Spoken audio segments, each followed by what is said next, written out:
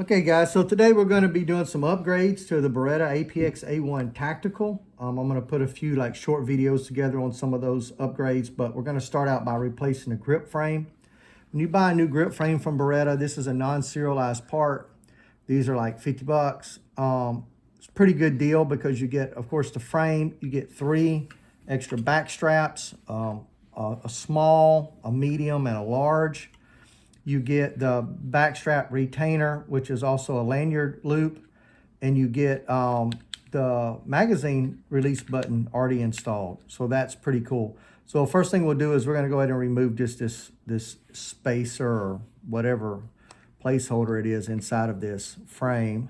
I think it's just there to kind of keep all of this straight in case it were to get hot in shipping or storage or whatever. And now we're gonna need to go ahead and get the internals out of this frame so that we can put them into this one. So first thing we're gonna do is we're gonna go ahead and field strip the handgun down. So we're gonna start by decocking the weapon. You don't have to pull the trigger. Beretta doesn't require that you violate any firearm safety rules just to take the firearm apart. So we're gonna pull the slide to the rear about 1/4 inch. We're gonna take something pointy. It could be a punch. I'm going to use a bullet tip, and we're gonna hit this button right here. This is going to be our decocking button. This is going to drop. You might hear it snap, but that's going to drop the striker. Then you can let the slide close. We're going to press in on this button about 1/8 inch. That's going to transfer to this side to this lever, and it should push it out from the frame about 1/8 inch. Then we're just going to, while depressing this button, we're just going to flip this lever down. That has completely released the slide assembly from the frame. We can just push that forward now, and right off it comes. It's just that simple. Notice we never pulled the trigger. Okay, so that gets the slide off of the frame. We now need to take this cassette. I'm just going to call all these internals here a cassette because these will come out as one piece. We need to remove this from the frame. So in order to do that, we need to, take this lever out. And I believe that'll just push all the way across. And we need to, remove this rear push pin. And that will come out. The only thing holding that in is this spring. Not sure if you can see that, but there's a spring inside there. Right inside that little groove. I've got a flashlight here. Maybe make it a little easier for you to see.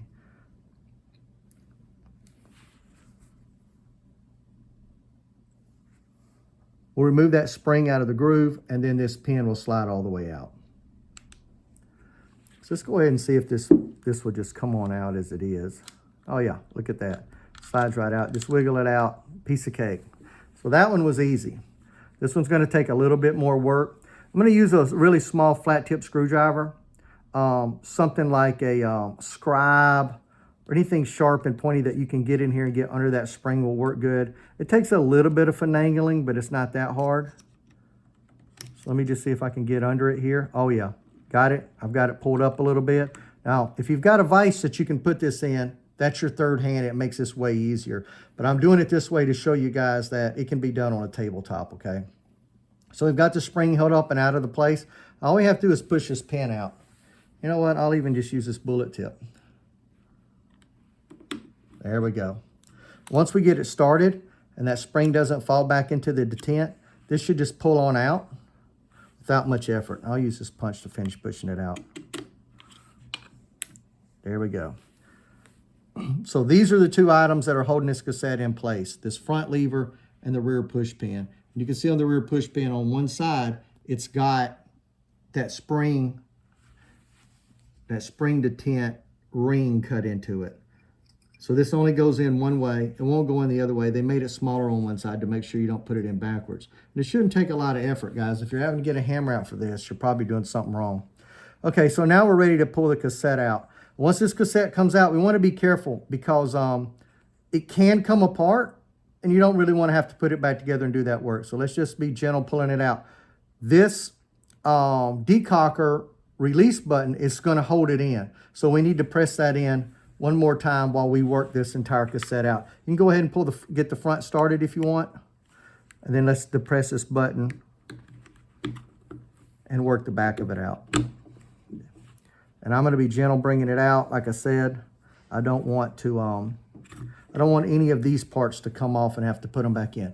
Now we're done. We've got this out. We're going to put everything back together. I'm in the reverse order. So we've got the new frame here, which we're just changing colors on.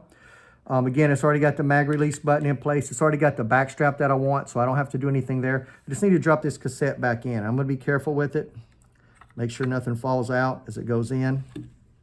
It's important to keep this piece here in place like it is. And just like when we took it out, we're going to need to depress this decocker button as this starts to fit into place. Because if you see, it's sort of holding up right here.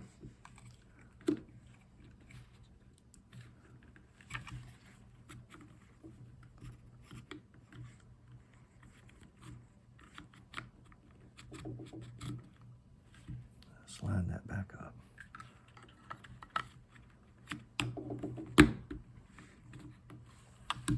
I'll just use my bullet tip and I'll depress that in. Snaps into place. Okay, so we've got our cassette back installed. Now, I have to put these two pins back in, so I'm going to do it in the reverse order. We're going to take this pin. It's got the spring groove on one side. That's going to go on this side, the left side. I'm going to go ahead and put that in and make sure that spring groove is to the left there, so you can see the spring groove is here. We need to lift this inner spring up out of the way. Not sure how well you can see that. And we're going to push the pin through. Once you get this pin started, you can kind of depress this, or you can release the spring.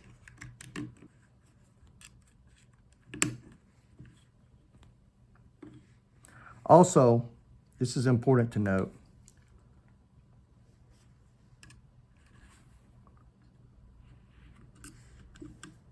Have to make sure this little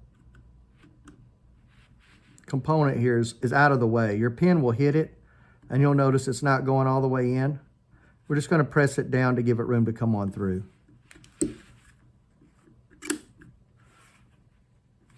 Now it's just about all the way in. As we tap it in this last little bit, the spring should fall into the spring retainer groove, and it shouldn't really take much pressure at all.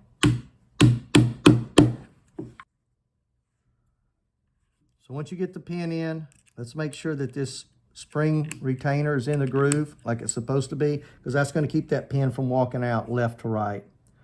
In this case, it looks like it is.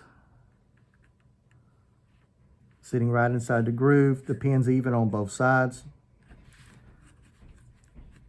We're able to move that part. It's not bound up under spring pressure. So let's go ahead and put in the front retaining pin now, and it's going to go in just like it came out. If you just rotate it around, sort of find a way that it falls into place. There we go. Let's get it lined up on the other hole back here.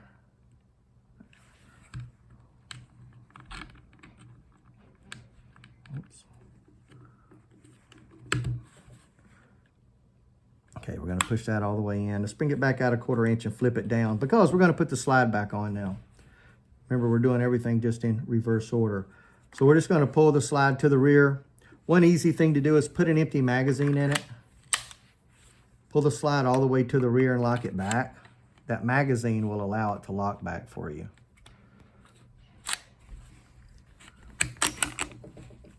Now we can flip the lever up. We can take the magazine out, and we can close the slide. And everything's back together.